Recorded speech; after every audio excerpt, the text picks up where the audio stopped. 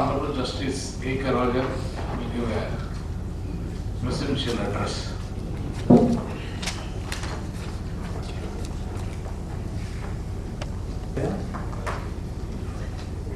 Mr. Sachidanandam,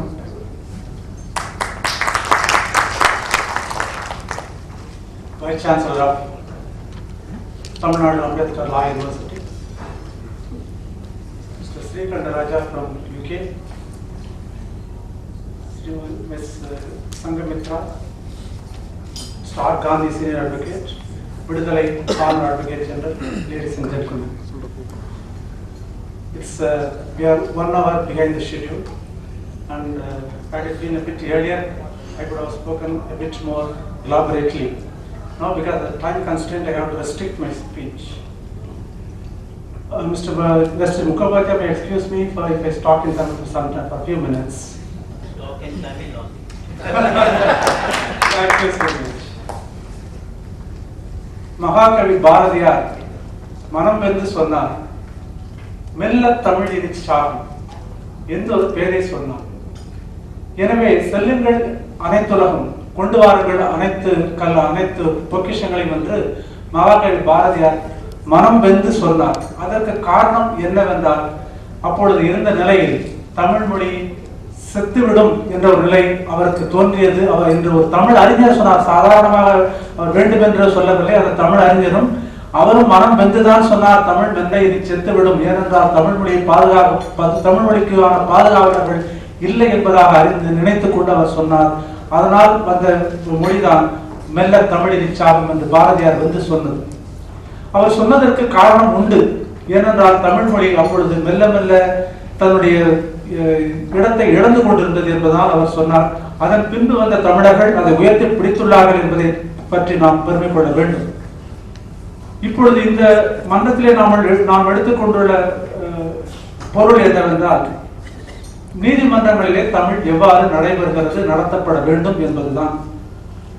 இங்கு காலையிலே பேசியவர்கள், முற்பகலிலே பேசியவர்கள் பலர் பேசினார்கள். எவ்வாறு 1700 ஆண்டுகளுக்கு முன் 1700 ஆண்டுகளாக தமிழ் மொழி நீதிமன்ற மொழியாக இருந்தது என்பதை பற்றியும், எவ்வாறெல்லாம் தமிழ் மொழி சிறப்பாக செயல்பட்டது என்பதை பற்றியெல்லாம் சொன்னார்கள். இப்பொழுது நடைமுறையிலே தமிழ் மொழி நீதிமன்றங்களிலே இல்லையா என்றால் நிச்சயமாக உண்டு என்று திரு காந்தி அவர்கள் விளக்கமாக சொன்னார்கள்.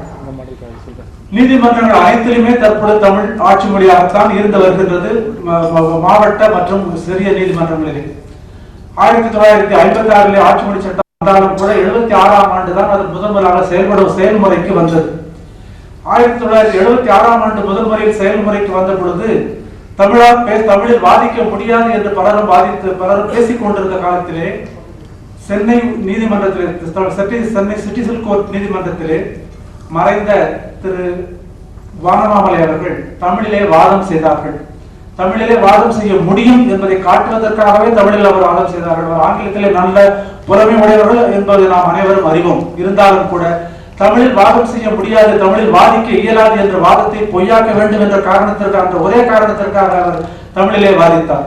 எனவே தமிழிலே வாதம் செய்வது என்பது 76ஆம் ஆண்டு முதல் சென்னையிலும் கூட நடைபெற்றுத்தான் வந்தது. நீங்கள் பொதுவாக மற்ற மாநகரங்களுக்கு தலைநகரை விட்டு வெளி மாநகரங்களுக்கு சென்றோம் என்றால் அங்கே தமிழில் தான் அநேகமாக வழக்குரைகள் தாக்கல் செய்யப்படுகின்றன, எதிர்வுரைகள் தாக்கல் செய்யப்படுகின்றன. குறிப்பாக தீர்ப்புரைகளும் தமிழிலே தான் எழுதப்படுகின்றன. 1987ஆம் ஆண்டு நான் மாவட்ட நீதிபதியாக தேர்ச்சி பெற்று சென்ற பொழுது அப்பொழுதெல்லாம் தீர்ப்புகள் ஆங்கிலத்தில் தான் எழுதப்பட வேண்டும் என்ற ஒரு விதி இருந்தது. 1988ஆம் ஆண்டு சீஃப் ஜஸ்டிஸாக நம்ம நீதியரசர் மோகன் அவர்கள் சென்னையில தலைமை நீதிபதியாக இருந்த பொழுது ஒரு சர்க்குலர் வெளியிட்டார்கள். அந்த சர்க்குலரின் படி அனைத்து நீதிபதிகளும் தமிழில் மட்டுமே தீர்ப்பு எழுத வேண்டும் என்று ஒரு சர்க்குலர் அனுப்பினார்கள். தமிழில் தீர்ப்பு எழுத முடியாது என்று நினைப்பவர்கள், தங்களுடைய திறமை இல்லை என்று நினைப்பவர்கள் சிறப்பாக அதற்கென்று தனியாக ஒரு ஆணை உத்தரவு பெற்றுக்கொள்ள வேண்டும். நீதிமன்றத்தில் எழுதி என்னால் தமிழில் எழுத இயலவில்லை, எனவே நான் ஆங்கிலத்தில் எழுதுவதற்கு எனக்கு அனுமதி தர வேண்டும் என்று உத்தரவு கேட்டு பெற்று அதன் பின்புதான் ஆங்கிலத்தில் எழுத வேண்டும் என்ற நிலை வந்தது. நான் நீதிமன்றத்திலே நீதித்துறையிலே சேர்ந்த பொழுது நான் முதலிலே ஆங்கிலத்திலே தான் தீர்ப்புகளை எழுதினேன். இந்த சட்டம், இந்த ஒரு சர்க்குலர் வந்த பொழுது, ஆணை வந்தவுடன் தமிழிலே தான் நான் தீர்ப்புகளை எழுதினேன். முதலில் கூட நான் கூட நினைத்தேன் தமிழில் நிதி தீர்ப்புகளை எழுத முடியுமா என்பது ஒரு சிறு தயக்கம் தான், பெரிய தயக்கம் என்று நான் சொல்ல மாட்டேன். ஏனென்றால் தமிழிலே எனக்கு கவிதைகள் எழுதுவது அளவுக்கு பாண்டித்யம் இல்லாவிட்டாலும் கட்டுரை எழுதும் அளவுக்கு அல்லது தீர்ப்புரை எழுதுவத அளவுக்கு பாண்டித்யம் உண்டு என்று நான் நினைத்தேன். தமிழில் நம்மால் எழுத இயலாதா? அது என்ன பெரிய பெரிய பெரிய பெரிய முடியாத இயலாத காரியம் ஒன்றும் இல்லையே. சாதாரணமாக தமிழில் பேசுவதை போன்று எழுத போகின்றோம், இதில் என்ன பெரிய மாற்றம் இருக்கிறது என்று நினைத்து தமிழிலே எழுத ஆரம்பித்தேன். என்னுடைய தமிழ் நான் பெருமையாக சொல்லிக் கொள்ள வேண்டும் என்ற எண்ணம் யாருக்கும் வர வேண்டாம். என்னுடைய தமிழ் ஓரளவு நன்றாகவே இருக்கும் என்று நான் சொல்லிக்கொள்ள விரும்புகின்றேன். அதே சமயத்தில் என்னுடைய தமிழ் கரடுமுரடாக இருக்காது. அதாவது புரியாத தமிழிலே நான் எழுதவே மாட்டேன். நன்றாக தெரிந்த, அனைவருக்கும் தெரிந்த தமிழிலே தான் நான் எழுதுவேன். உதாரணமாக சைக்கிள் என்று எடுத்துக்கொண்டால் அதை 2 சக்கரம் அல்லது 2 ஏதோ ஒன்று வார்த்தைகளை போட்டு எழுதுவது சரியான மொழி மாற்றம் அல்ல. சைக்கிள் என்பதை சைக்கிள் என்றுதான் உபயோகப்படுத்த வேண்டும். பஸ் என்பதை பஸ் என்றுதான் நான் எழுதுவேன். பேங்க் என்பதை பேங்க் என்று தான் எழுதுவேன். அதே சமயத்திலே சில முக்கியமான வரிகளை எண்ணும் பொழுது டிக்ளரேஷன் என்று என்பதற்கு விளம்புகை என்ற ஒரு வார்த்தை டிக்ஷனரியிலே பார்த்தேன், அகராதியிலே பார்த்தேன். ஆனால் இந்த விளம்புகை என்ற வார்த்தை எனக்கு சரியான வார்த்தையாக எனக்கு படவில்லை. ஏனென்றால் டிக்ளரேஷன் என்பதற்கும் விளம்புகை என்பதற்கும் விளம்புகை என்பது செய்கை என்ற ஒரு வார்த்தையிலிருந்து செய்கை என்பது ஒரு வினைச்சொல் என்றும் செய்கை என்பது விளம்புகை என்று என்பது ஒரு வினைச்சொல் என்று நினைத்துக் கொண்டு விளம்புகை என்பதாக எழுதி கொண்டிருந்தார்கள். ஆனால் அதே சமயத்திலே இதே டிக்ளரேஷன் என்பதற்கு ஜஸ்டிஸ் மகாராஜன் அவர்கள் இருந்த பொழுது ஒரு வார்த்தைகள் இயற்றியிருந்தார்கள். அந்த வார்த்தை சாற்றுரை என்பதாகும். சாற்றுரை என்பது அந்த அவர் உபயோகித்த வார்த்தை, அவர் பயன்படுத்திய வார்த்தை. எனவே நான் டிக்ளரேஷன் என்பதற்கு சாற்றுரை என்றுதான் எழுதுவேன், விளம்புகை என்று எழுத மாட்டேன். எனவே நாம் ஒவ்வொருவருக்கும் தமிழ் மொழியிலே பாண்டித்யம் உண்டு. நாம் படித்ததெல்லாம் தமிழில் தான் படித்தோம். இல்ல கிராஜுவேஷன் தான், பட்டப்படிப்பு தமிழிலே தான் படித்தோம். அவ்வளவு தூரம் படித்தவர்களுக்கு தமிழிலே தீர்ப்புரை எழுத முடியாது என்பது ஏற்றுக்கொள்ளவே இயலாத ஒன்று. நான் உயர்நீதிமன்றத்திலே சில வழக்கறிஞர்கள் என்னிடம் வந்து வாதிட்ட பொழுது I cannot read Tamil because I studied only in English medium என்று சொன்னார்கள். அவர் சுத்த தமிழர், ஒரு மிகப்பெரிய தமிழ் அறிஞரின் பேரன் ஒருவன் கூட அதற்கு அவ்வாறு சொன்னார்கள். நான் உடனே நீதிமன்றத்திலேயே அவருக்கு நான் சொன்னேன், நீதிமன்ற மேலே இருந்து நீதிபதியாக அமர்ந்து கொண்டு நான் சொன்ன வார்த்தைகள் என்னவென்றால், don't get pride in speaking like this. Do not say that you cannot read Tamil. Don't get pride out of that. இவ்வாறு நீங்கள் சொல்வதற்கு நீங்கள் வெட்கப்பட வேண்டும். நீங்கள் தமிழை பேச முடியாது, தமிழை படிக்க முடியாது என்று சொல்லவே கூடாது என்பதாகத்தான் நான் சொன்னேன். நீங்கள் அவ்வாறு பேசுவது என்பது ஒரு பெருமை என்று நினைத்துக் கொண்டவர்கள் பேசுகிறார்கள். அவர் பேசுவது தவறு, அவ்வாறு பேசக்கூடாது. நம்முடைய தமிழ் இலக்கியங்களை பொறுத்தவரையில் அவை அனைத்துமே நீதி இலக்கியங்களாகத்தான் நாம் பார்க்கின்றோம். அந்த நீதி இலக்கியங்களிலே தான் இந்த சட்டங்களும் பலவாறாக உள்ளே பொதிந்து கிடக்கின்றன. அந்த இலக்கியங்களிலிருந்து நாம் அவற்றை வெளிப்படுத்தினால்தான் பண்டை காலத்து சட்டங்கள் என்ன என்பதை நாம் அறிய முடியும். தமிழ் மொழியில் ஆகாது என்பது பலருடைய வாதமாக நீங்கள் அனைவரும் காலை முதல் நாம் கேட்டு வருகின்றோம். இந்த கருத்தரங்கத்தின் நோக்கம் என்னவென்றால், நீதிமன்றங்களில் தமிழை புகுத்துவதற்கு என்னென்ன செய்ய வேண்டும் என்ற ஒரு நிலைப்பாட்டை என்பதற்கு ஊக்குவிப்பதற்கான செயல்களைத்தான் நாம் எதிர்பார்த்து வந்தோம். ஆனால் ஒரு தந்தை பெரியார் அவர்கள் சொல்வார்கள், படித்தவர்கள் பேசுகின்ற கூட்டத்திற்கு போகாதீர்கள் என்று சொல்வார். படித்தவர்கள் பேசுகின்ற கூட்டத்திற்கு போகாதீர்கள். ஏன் என்று சொன்னால் அவர் சொல்வார், அவர் என்ன சொல்லுகின்றார், இந்த அறிஞர் இவ்வாறு சொன்னார், பெர்னாட் ஷா இவ்வாறு சொன்னார், ரஸ்ஸல் இவ்வாறு சொன்னார் என்று ஒவ்வொரு அறிஞர் சொன்னதாகத்தான் சொல்லிக் கொண்டு வருவார்களே சொல்றேன், தான் என்ன நினைக்கின்றேன் என்பதை அவர் சொல்லவே மாட்டார். எனவே அவர்களுடைய பேச்சு நீங்கள் போய் கேட்காதீர்கள் என்பதாக சொல்லுவார். எனவே படித்தவர்கள் எல்லோரும் என்ன சொல்கிறார், தாங்கள் படித்தவற்றை தான் உங்களுக்கு சொல்லுவார்களே தவிர தாங்கள் நினைப்பதை தனியாக நினைப்பதை சொல்ல மாட்டார்கள். எனவே அவருடைய கூடத்திற்கு செல்லாதீர்கள் என்பதாக சொல்வார்கள். எனவே இந்த மன்றத்திலே நாம் எதிர்பார்ப்பது, இந்த தமிழை நீதிமன்ற மொழியாக ஆக்குவதற்கு ஆக்க வேலைகள் என்ன, ஆக்கப்பூர்வமான யோசனைகள் என்ன என்பதை பற்றி தான் சொல்ல அறிய வேண்டுமே தவிர, அதிகம் படித்தவர்களுக்கு நாம் இவ்வாறெல்லாம் தவறு செய்து விடுவோமோ என்ற அந்த ஒரு உணர்ச்சி தான் அதிகமாக இருக்கும். தவறு செய்துவிடக் கூடாது என்ற அந்த ஆபத்தை போக்கி என்ற அந்த பய உணர்ச்சி அதிகமாக இருந்து கொண்டேதான் இருக்கும். மெத்த படித்தவர்கள் பயம் அதிகம் கொண்டவர்கள் தான் என்பதிலே நிச்சயமாக சந்தேகமே இல்லை. எனவே அதிகம் படித்தவரிடம் சென்றால் அதிகமாக பயத்தை தான் உண்டு கொள்வார்கள். எனவே அந்த பயத்தை விட்டொழியுங்கள். தமிழால் முடியாது என்று ஏன் நினைக்கின்றீர்கள்? தமிழிலே தான் இப்பொழுது வாதம் நடைபெறுகிறது, தமிழிலே தான் தீர்ப்புகள் எழுதப்படுகின்றன, தமிழிலே தான் சாட்சியங்கள் பதியப்படுகின்றன, தமிழிலே தான் தட்டச்சாரர் தட்டச்சு செய்து தருகின்றார்கள், சுருக்கெழுத்தாளர் சுருக்கெழுத்து எழுதி செய்கின்றார்கள். தமிழிலே சுருக்கெழுத்தாளர்கள் இல்லை, தமிழிலே தட்டெழுத்தாளர்கள் இல்லை என்ற வாதம் ஏற்றுக்கொள்ளக்கூடியது அல்ல. நம்முடைய தமிழ் மாநிலத்திலே ஏனைய ஆயிரக்கணக்கான நபர்கள், நூற்றுக்கணக்கான நபர்கள் கற்றறிந்த தகுதி பெற்ற ஸ்டெனோகிராஃபர்ஸ், தட்டெழுத்தாளர்கள், சுருக்கெழுத்தாளர்கள் உள்ளார்கள். அவர்களுக்கு வேலை இல்லை. நீங்கள் மாவட்ட நீதிமன்றங்களில் சென்று பார்த்தீர்கள் என்றால் தமிழிலே மிக வேகமாக தட்டச்சு செய்கின்றவர்களை நீங்கள் பார்க்கலாம். நீங்கள் பேசுகின்ற பொழுதே தட்டச்சு செய்தவர்கள் என்னிடம் பணி செய்திருக்கின்றார்கள். வாய்மொழியாக உத்தரவு சொல்கின்ற பொழுதே தட்டச்சு செய்து முடித்தவர்கள் என்னிடம் இருந்த பணியில் இருந்திருக்கின்றார்கள். இப்பொழுது கூட இருந்து கொண்டுதான் இருக்கின்றார்கள். எனவே நம்முடைய தமிழ்நாட்டிலே தட்டச்சு செய்வதற்கு திறமையில எந்த விதமான குறையும் இல்லை, சுருக்கெழுத்தாளர்களுக்கு எந்த விதமான தடையும் இல்லை, எந்த விதமான தேவைக்கு அதிகமாக இருக்கின்றார்கள். அவர்களை நாம் பயன்படுத்திக் கொள்வதுதான் நம்முடைய செய்ய வேண்டும். தடைகளை கடந்து நடைமுறைப்படுத்த தேவையான கருத்துக்களை சொல்ல வேண்டும். காலையிலே திரு விடுதலை அவர்கள் பேசுகின்ற பொழுது சொன்னார்கள், அதே கருத்தை திரு லண்டனிலிருந்து வந்த திரு ஸ்ரீகண்டர் அவர்களும் கூட சொன்னார்கள். நீ நீந்த வேண்டும் என்று நினைத்தால் நீந்த ஆரம்பி. நீந்த வேண்டும் என்று நினைத்தால் நம்முடைய கிராமத்திலே கூட சொல்றார்கள், நீந்த வேண்டும் என்று நினைத்தால் அவனை தூக்கி தண்ணியிலே போட்டு விடுவார்கள். தூக்கி தண்ணியிலே போட்டு விட்டால் தானாக நீந்த கற்றுக்கொள்வான். எனவே நீங்கள் தமிழிலே நீதிமன்ற நடைமுறையில் தமிழில் இருக்க வேண்டுமானால் தமிழை புகுத்துங்கள், தமிழில் நடைமுறைக்கு கொண்டு வாருங்கள். கொண்டு வந்துவிட்டால் நிச்சயமாக அது தானே அது தன்னுடைய நிலையை தேவையானவற்றை எடுத்துக்கொள்ளும். உதாரணமாக கலை சொற்கள் அனைத்தையும் மொழி மாற்றம் செய்த பிறகுதான் தமிழிலே மாற்றம் செய்ய வேண்டும் என்று நினைத்தீர்களே என்றால் நிச்சயமாக என்றைக்குமே உங்களால் செயல்படுத்த முடியாது. ஒரு கலை சொற்கள் என்பது ஒரே நாளிலே வந்து விடுவது அல்ல. பல அறிஞர்கள் ஒன்று கூடி அமர்ந்து செய்தாலும் கூட சில நாட்களிலே உங்களால் ஒரு சொற்களை தேர்ந்தெடுத்து விட முடியாது. எனவே பல நாட்கள், பல வருடங்கள் தேவை ஒரு சொல் சரியான நிலையை அடைவதற்கு, சரியான சொல்லை தேர்ந்தெடுப்பதற்கு. எனவே அனைத்து நம்முடைய தமிழில் எடுத்துக்கொண்டால் வட்டாரங்கள் பல உள்ளன. உதாரணமாக ஈரோடு எடுத்துக்கொண்டால் ஓடியாடினார்கள் என்று சொல்லுவார்கள். அந்த ஓடியாடினார்கள் என்ற சொல் அந்த ஈரோடு மாவட்டத்தில் மட்டும்தான் வழங்கும்.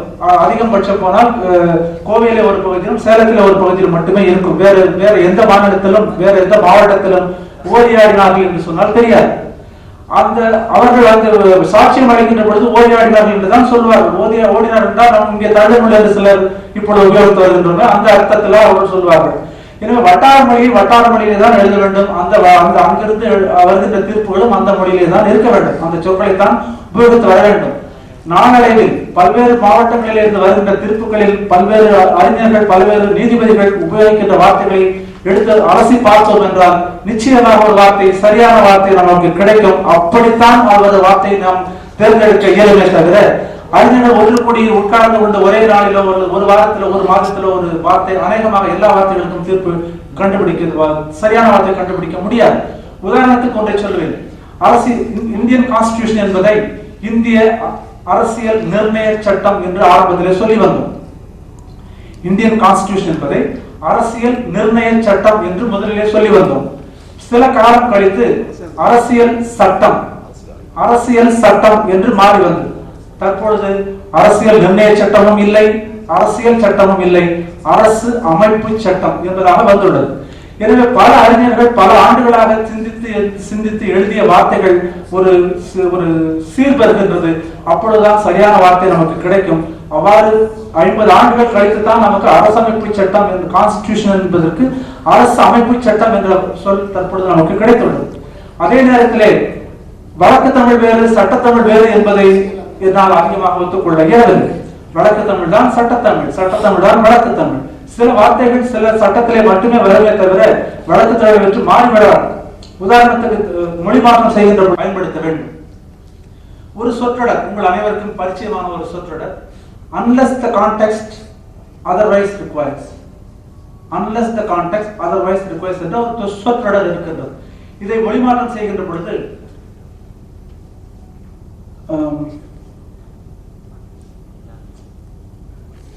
நான் எவ்வாறு மாற்றம் செய்தேன் என்றால், இடத்திற்கு ஏற்ப மாறுபட்ட பொருள் தேவையானால் அன்றி, இடத்திற்கேற்ப மாறுபட்ட பொருள் தேவையானால் அன்றி என்று நான் மொழிமாற்றம் செய்தேன். ஆனால் என்னிடம் இருந்த எனக்கு வந்த மொழிமாற்றம் என்னவென்றால், தருவாயின் நிலை வேறானால் அன்றி, தருவாயின் நிலை வேறானால் அன்றி என்று இருந்தது. தருவாயின் நிலை வேறானால் அன்றி என்றால் அனைவருக்கும் புரியாது. அனைவருக்கும் நிச்சயமாக தருவாயின் நிலை வேறானால் அன்றி என்றால் அனைவருக்கும், புலவர்களுக்கு புரியும், அனைவருக்கும் புரியாது. தமிழ் புலவர்களுக்கு வேண்டுமானால் அது புரிந்திருக்கும். எனவே இந்த ஒரு சாதாரண வார்த்தை இருக்கின்ற பொழுது எதற்காக கடினமான வார்த்தைகளை நடைமுறையில் இல்லாத ஒரு வார்த்தைகளை எதற்காக சொல்ல வேண்டும் என்பதை நாம் நினைத்து பார்த்தோம் என்றால் சரியான தமிழ் வார்த்தை நமக்கு வந்துவிடும். என்னால் இந்த தருவாயின் தேவை வேறானால் அன்றி என்ற வார்த்தையை நான் உபயோகப்படுத்த முடியவில்லை. அந்த வார்த்தையை நான் எழுதுவதும் இல்லை. நான் சட்டத்துறையிலே செயலாளராக இருந்த பொழுது மொழிமாற்றத்திற்கு வந்திருந்த பொழுதுதான் இந்த சொற்றொடரை கண்டேன். எனவே இந்த சொற்றொடரை பயன்படுத்தாதீர்கள், இது சரியான தமிழ் என்பதில், சுத்தமான தமிழ் என்பதில் என்ற மாற்று கருத்தும் இல்லை. ஆனாலும் கூட நடைமுறை தமிழ் அனைவருக்கும் புரிகின்ற தமிழாக இருக்க வேண்டும். சட்டத்தமிழ் என்றால் யாருக்கும் புரியாத தமிழாக இருக்க வேண்டும் என்ற காரணம் அவசியம் இல்லை. அனைவருக்கும் புரிந்த வார்த்தைகளை எழுதுவதில் தவறு ஏதும் இல்லை. அதுபோன்ற பல வார்த்தைகள், டிரான்ஸ்லேட் செய்யப்பட்ட வார்த்தைகள், பல வார்த்தைகள் நடைமுறைக்கு உபாத வார்த்தைகள், தேவை, அதாவது சரியாக உடனடியாக புரிந்து கொள்ள முடியாத வார்த்தைகள் பல இருக்கின்றன. அவை காலப்போக்கிலே தான் மாறும், கண்டிப்பாக மாறிவிடும். டாக்டர் அம்பேத்கர் அவர்கள் இந்தியன் கான்ஸ்டிடியூஷனை பற்றி சொல்லுகின்ற பொழுது ஒரு வாதத்தை சொன்னார்கள். அதை எனக்கு சொல்லியவர் என்னுடைய ஆசிரியர் மறைந்த doctor K P Krishna Chetty, நாககிருஷ்ணனுடைய கணவர். அவர் சொன்னார், டாக்டர் அம்பேத்கரிடம் ஒருவர் கேட்டாராம், நீங்கள் இந்தியன் கான்ஸ்டிடியூஷன்ல பல்வேறு அரசியலமைப்பு சட்டங்களில் இருந்து பல்வேறு பகுதிகளில் எடுத்து ஒன்றாக சேர்த்து பகுதிகளாக சேர்த்து மாட்டி இருக்கின்றீர்களே, இது மோட்டார் வாகனத்தில் இந்த வண்டி ஓடுமா என்று கேட்டார்களாம். மோட்டார் வாகனத்தில் பல்வேறு பகுதிகளை பல்வேறு உற்பத்தியாளர்கள் செய்கின்றவற்றை சேர்த்து நீங்கள் உபயோகப்படுத்துகின்றீர்கள், இது சரியாக ஓடுமா என்பதாக கேட்டார்கள். அதற்கு டாக்டர் அம்பேத்கர் அவர்கள் சொன்ன பதில் என்னவென்றால், ஆம், நான் பல்வேறு பொருட்களை பல்வேறு மாதிரியாக சேர்த்திருக்கின்றேன். அவை ஓட ஒவ்வொன்றும் தேய்ந்து சரியான முறைக்கு சரியாக வந்துடும், பின்பு நன்றாக சீராக ஓடும் என்பதாக சொன்னார்கள். எனவே அதே போன்றுதான் தமிழிலே நீங்கள் ஆரம்பிக்கின்ற பொழுது பல இடர்கள் வரும், நிச்சயமாக வரும். முதலில் தமிழில் ஒரு தீர்ப்புரை எழுதுவதற்கு ஒரு வாரம் ஆயிற்று, உண்மைதான். ஆனால் அதே 10 நாட்களுக்கு பின்பு அதே நிலை இல்லை, ஒரு மாதம் கழித்து அதே நிலைமை இல்லை, பின்பு ஒரு வருடம் கழித்து நிச்சயமாக அந்த நிலை இல்லை. நம்மால் முடியாது என்று நாம் நினைத்தோம் என்றால் நிச்சயமாக முடியாது, முடியும் என்று நினைத்தால் நிச்சயமாக முடியும். எனவே எண்ணம் முடிக்க வேண்டும் என்ற எண்ணம் இருந்தால் கண்டிப்பாக முடியும்.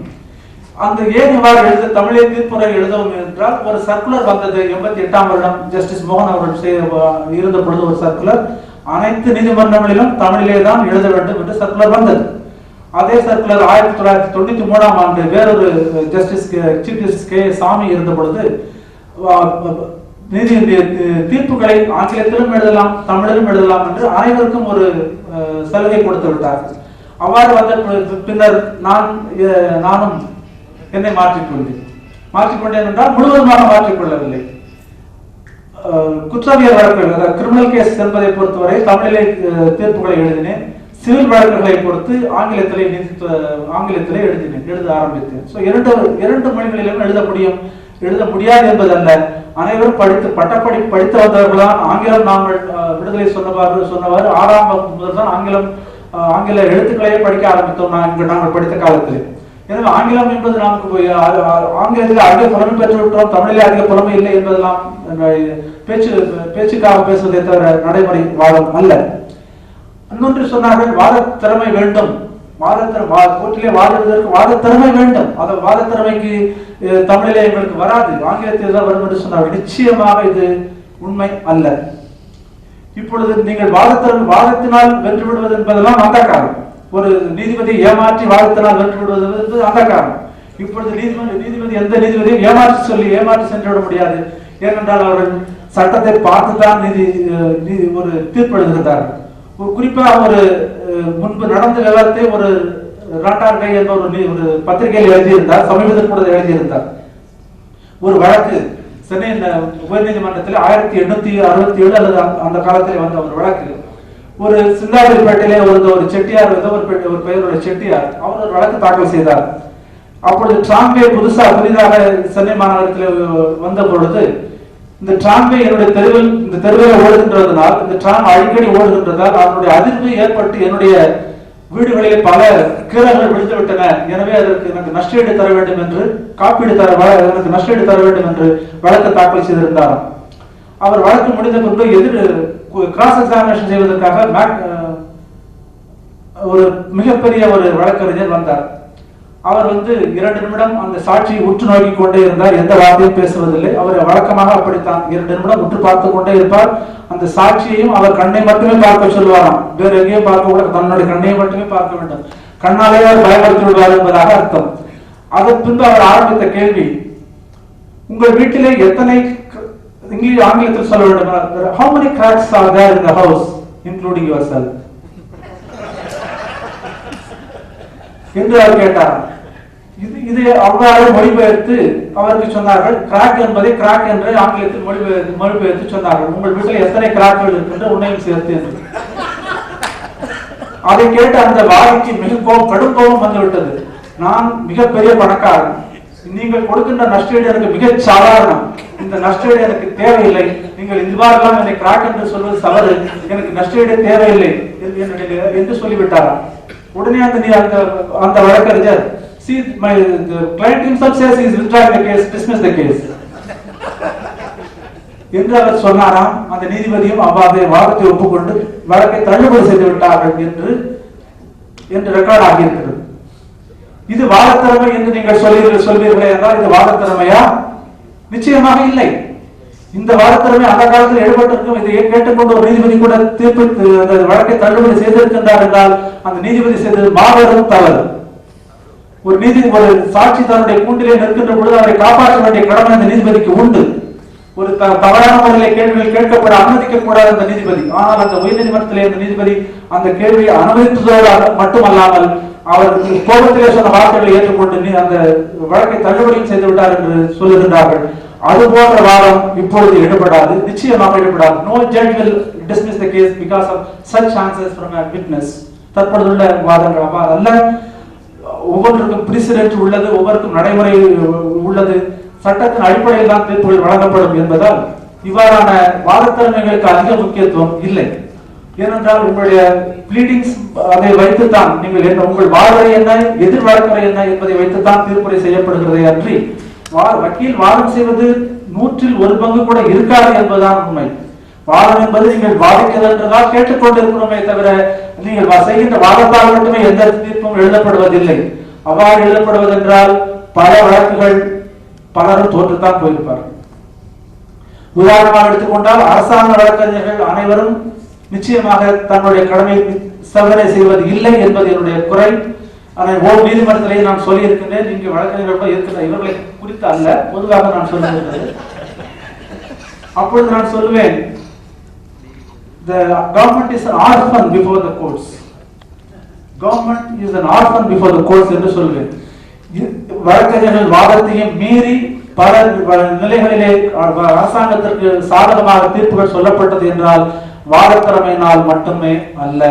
அவர்கள் எழுதுகின்ற வாதனைகள் மற்றும் எதிர்பார்ப்புகளின் அடிப்படையில் அந்த வழக்கின் தன்மையும் சாராம்சத்தையும் பொறுத்துத்தான் நீதி தீர்ப்புகள் வழங்கப்படுகிறது அன்றி வாதத்திறமை மட்டுமே அல்ல. எனவே தமிழிலே வாதிக்க முடியாது, எனவே தமிழ் வேண்டாம் என்று சொல்கின்ற வாதம் ஏற்றுக்கொள்ளத்தக்கதில்லை என்பதற்காக இதை சொல்லுகின்றேன். தற்பொழுது கலைக்கல்லூரி தமிழிலே சட்டங்கள் இல்லை என்றார்கள். தமிழிலே அரசியல் சட்டம் மாற்றப்படவில்லை, மொழி மாற்றம் செய்யப்படவில்லை என்றார்கள். பல சட்டங்கள் மாற்றப்படவில்லை என்றெல்லாம் சொன்னார்கள். அதெல்லாம் உண்மை அல்ல. இந்திய அரசியலமைப்பு சட்டம் பல ஆண்டுகளுக்கு முன்பே மொழி மாற்றம் செய்யப்பட்டு வெளிவந்து விட்டது. பல அநேகமாக அனைத்து சட்டங்களும் அனைத்து அகில இந்திய சட்டங்கள் அனைத்துமே தமிழிலே மொழி மாற்றம் செய்யப்பட்டு ஏற்கனவே வந்துவிட்டது. தற்பொழுது இயற்றப்படுகின்ற சட்டங்கள், தமிழ்நாட்டிலே இயற்றப்படுகின்ற சட்டங்கள், தமிழ்நாட்டு சட்டமன்றத்தில் இயற்றப்படுகின்ற சட்டங்கள் அனைத்தும் அவ்வப்பொழுது மொழிமாற்றம் செய்யப்பட்டே வருகின்றது. எனவே மொழி மாற்றம் இல்லை என்பது ஒரு வாதம் அல்ல, சரியான வாதம், ஏற்றுக்கொள்ளத்தக்கதான காரணம் அல்ல. இவ்வளவு இருந்தும் ஏன் தமிழ் மொழி உயர்நீதிமன்றத்தில் ஆட்சி மொழியாக வரவில்லை என்பதற்கு தமிழக முதலமைச்சர் எழுதிய கடிதத்தை விரிவாக முழுவதுமாக படித்து காண்பித்தார் அட்வொகேட் ஜெனரல் மாஸ்டராமணி அவர்கள். அதிலே ஒன்றை சொன்னார்கள், மற்ற 4 மாநிலங்களுக்கு அவர்கள் தங்களுடைய ஆட்சி மொழியிலே நீதிமன்றத்தை நடத்துகின்ற பொழுது தமிழ்நாட்டுக்கும் பெங்காலுக்கும் மட்டும், வெஸ்ட் பெங்காலுக்கு கூட அது மறுக்கப்பட்டது. வெஸ்ட் பெங்காலுக்கும் தமிழ்நாட்டுக்கும் அவ்வாறு மறுக்கப்படுவது it violates article equality clause என்பதாக ஒரு வாதம் உண்டு. இதற்கு வழக்கறிஞர்கள் வாதிக்கலாம். Article 14 is not applicable to states. Article 14, no person shall be, the state shall not deny equality before law or equal protection of laws to any person. State shall not deny to any person equality before law or equal protection of laws. So state shall not deny equality to any person.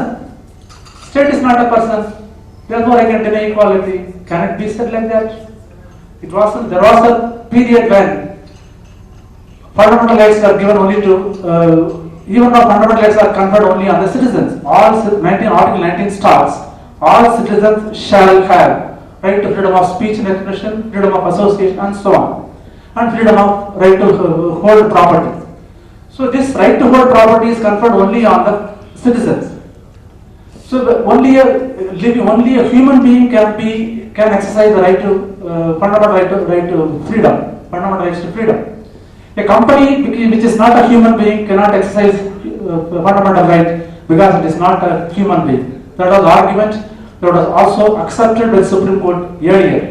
But later on, when R.C. Cooper's case, back nationalization came in 1968 or 69, the Supreme Court changed its view and said, just because some citizens join together and form a company does not cease to lose their fundamental right.